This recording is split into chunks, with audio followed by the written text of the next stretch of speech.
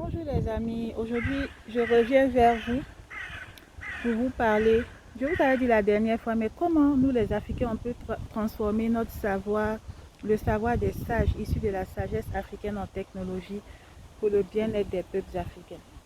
Mais on constate qu'après les indépendances dans des pays qui ont été influencés par les modèles soviétiques ou les modèles chinois, les politiques se sont orientées vers des politiques agricoles, c'est-à-dire un modèle d'industrialisation basé sur les coopératives agricoles, un modèle centralisé qui visait uniquement les populations rurales.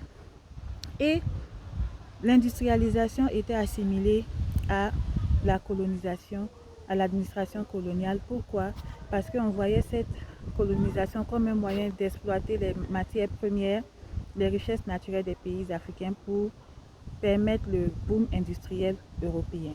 Donc tout ce qui était industrialisation technologique a été un peu laissé de côté au profit de modèles ruraux basés sur l'agriculture, sur des coopératives agricoles, des modèles agricoles qui étaient centralisés par ailleurs et qui n'étaient pas favorables à une véritable industrialisation, à une véritable révolution technologique. C'est pour cela que j'aime des pays comme la Malaisie, en Asie du Sud-Est, où les populations sont flexibles, où les politiques ont été flexibles, tournées vers l'innovation, tournées vers la technologie. Et aujourd'hui, ce pays est un pôle au niveau de l'industrie high-tech, est un pôle industriel dans le monde au niveau de l'industrie high-tech et même dans d'autres domaines, parce qu'ils ont osé investir dans la technologie, dans la révolution, dans la recherche scientifique pour former des ingénieurs. Ils ont investi dans l'enseignement supérieur, dans la technologie. Mais nous, en Afrique, on est resté dans les dogmes et on n'a pas adapté ces dogmes venus d'ailleurs, de ces républiques que j'ai citées, à nos réalités. Parce qu'en Afrique, on a besoin de créer de la richesse pour pouvoir financer, grâce aux recettes fiscales, des politiques sociales qui correspondent à nos besoins, à nos réalités et à nos attentes. Parce que malheureusement, la plus grande partie de la population ne travaille pas dans le secteur formel, donc ne paye pas d'impôts. Et cela ne permet pas de générer des recettes fiscales qui vont permettre de mettre en place des politiques sociales. Ce qui va permettre cela, c'est la création de richesses, de mobiliser les ressources endogènes, oui, mais aussi de faire venir des investisseurs étrangers de façon bien encadrée au niveau fiscal pour que cela permette la création de richesses et cela permet aussi le transfert technologique. Voilà ce que des pays comme la Côte d'Ivoire d'Houphouët-Boigny ont compris. Houphouët-Boigny a misé dans la période post-indépendance, malgré le fait qu'il a dit que le succès de ce pays reposait sur l'agriculture, mais il a investi dans la technologie, dans la recherche scientifique, dans l'éducation supérieure. Le lycée scientifique de Yamoussoukro en est la preuve. C'était un pôle qu'il a construit à Yamoussoukro, un pôle qui voulait d'excellence sur le plan scientifique, technologique, sur le plan de la recherche pour former des ingénieurs qui allaient participer à l'industrialisation de son pays, à la modernité, parce qu'il était ancré dans les réalités de son pays, mais aussi vers l'environnement international. Il était tourné aussi vers l'environnement international, il était réaliste. Donc malheureusement, le lycée scientifique de Yamoussoukro, après la crise post-électorale qu'a connue la Côte d'Ivoire, est tombé en ruine. Le lycée scientifique de Yamoussoukro est tombé en ruine. En 2012, le lycée scientifique de Yamoussoukro était en ruine après la crise post-électorale. Mais la Malaisie, qui a commencé ses efforts de développement du secteur industriel au même titre que la Côte d'Ivoire, a poursuivi sur sa lancée et aujourd'hui ce pays est un pôle industriel, un pôle en matière de high-tech dans le monde. Voilà pourquoi j'admire ce pays. Voilà pourquoi j'admire la flexibilité, le fait que les politiques ne sont pas restées enfermées dans des dogmes comme dans les pays sahéliens.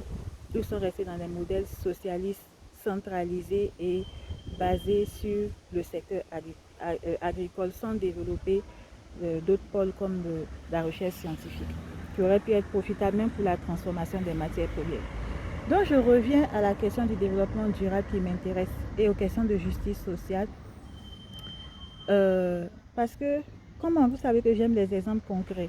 Concrètement, comment cela aurait pu se traduire si les pays du Sahel, par exemple, avaient investi dans la recherche scientifique, avaient investi dans l'innovation, avaient investi dans la technologie. Vous avez un problème très concret dans ces pays et partout en Afrique qui concerne la gestion des déchets urbains et le rejet anarchique des déchets plastiques qui contribuent à la pollution, qui contribuent à la mort du bétail par ingestion. C'est la première cause de mort du bétail par ingestion, les dépôts anarchiques de plastique, d'emballage plastique. Et il y a des pays qui ont développé des solutions technologiques de formation de plastique biodégradable. Ça veut dire que c'est un plastique qui est fait par exemple à base d'algues. Est-ce que c'est les algues qui manquent au Mali? Les algues sont en train de créer l'eutrophisation du fleuve Niger.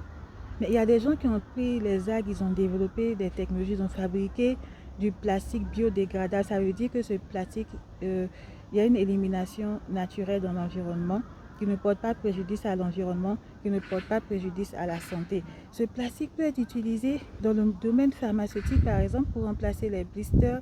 Ce plastique peut être utilisé dans l'agroalimentaire. Ça peut être une solution d'emballage pour réduire les coûts de ces produits issus de l'agroalimentaire. Ce plastique peut être utilisé dans l'industrie cosmétique. Ce plastique peut même être utilisé dans l'industrie textile, dans le domaine textile.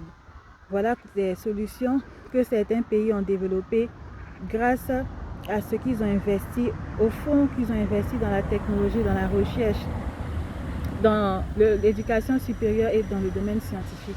Pendant que dans des pays comme le Sahel, les gens sont restés dans des discours anti-impérialistes, soi-disant, en allant s'attacher à des pays qui avaient des politiques basées, qui ne prenaient pas assez en compte le domaine de la recherche scientifique. Et des pays comme la Côte d'Ivoire, malheureusement, où Houphouët-Boigny avait une vision large et sur le long terme, qui avait voulu faire de Yamoussoukro un pôle scientifique, un pôle technologique avec le lycée scientifique de Yamoussoukro. En 2012, je vous dis, ce lycée scientifique était complètement en ruine, même si ce n'est pas le cas aujourd'hui. Donc, pour vous dire qu'on ne peut pas faire du jeune avec du vieux. C'est-à-dire, pour revenir à la situation présente dans le monde, même ici en France, on ne peut pas prendre un vieux dogme et prendre un jeune visage ou un joli visage et le coller sur ce vieux dogme-là et vouloir séduire les populations. Parce que de nos jours, les populations sont averties, elles veulent de la clarté, elles veulent de la cohérence et elles veulent des solutions innovantes qui répondent à leurs besoins, qui impactent leur quotidien. C'est pour ça que j'ai toujours été pour la voie du milieu. Je ne suis pas pour les dogmes, je suis pour la synthèse. Comme Aristote, comme bien d'autres penseurs scientifiques, je ne suis pas pour les dogmes parce qu'on ne peut rien créer de nouveau en répétant tout le temps les mêmes schémas. Il faut sortir des dogmes et aller davantage vers la synthèse, être pragmatique. Et de façon générale, il faut fédérer, il faut créer des consensus, il faut aller vers le progrès et sortir de la révolution dans le sens marxiste du terme. Voilà un peu mon petit laïus d'aujourd'hui pour dire que de nos jours, les populations veulent de la cohérence, elles veulent du concret, elles veulent de la clarté. On ne peut pas prendre un jeune visage, venir le mettre sur un vieux concept, venir vendre des dogmes aux gens qui ne correspondent plus aux défis du monde contemporain, qui sont plus alignés avec le développement durable.